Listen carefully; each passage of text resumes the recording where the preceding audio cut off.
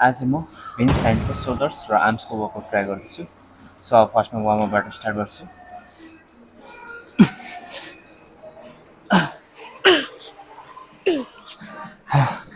First वर्कआउटको लागि चाहिँ seated barbell dead stop shoulder press 5 sets with 5 reps मात्रै, तर एकदम हेभी वेटमा।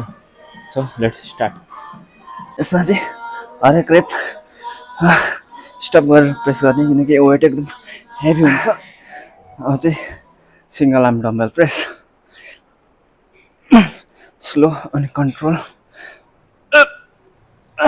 अब नेक्स्ट वर्कआउट चाहिँ सुपर सेट छ, फ्रन्ट रेज र bent over rear डेल्टको।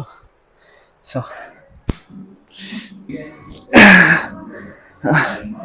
Front raise पछि रेस्ट नलिकन बेन्ट ओभर रियर डेल्ट।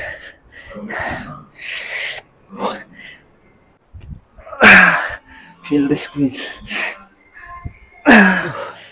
अब चाहिँ सोल्डर फिनिसहरूको लागि ल्याटरल रेजमा ऱ्याक रन गर्ने, जुनमा चाहिँ फर्स्टमा चाहिँ हेभी वेटबाट 5-6 क्लिन रेप हान्ने, त्यस पछाडि एभ्री ड्रप सेटमा प्रपर फेलरसम्म गर्ने।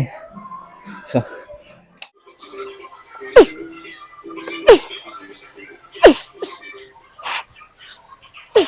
बाइसेप्सको लागि चाहिँ फर्स्टमा डम्बल कर्ल्स गर्ने, रेप्सलाई एकदम कन्ट्रोल गर्ने अनि स्क्विज फिल गर्ने।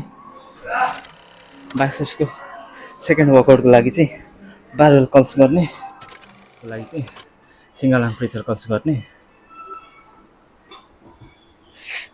ट्राइसेप्सको फर्स्ट वर्कआउटको लागि चाहिँ सुपर सेट छ स्कल क्रसर र क्लोज ग्रिप प्रेसको। सो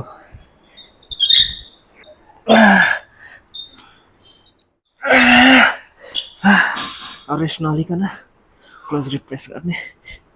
ट्राइसेप्सको सेकेन्ड र आजको लास्ट वर्कआउटको लागि चाहिँ रो पुस्टडाउन हान्ने।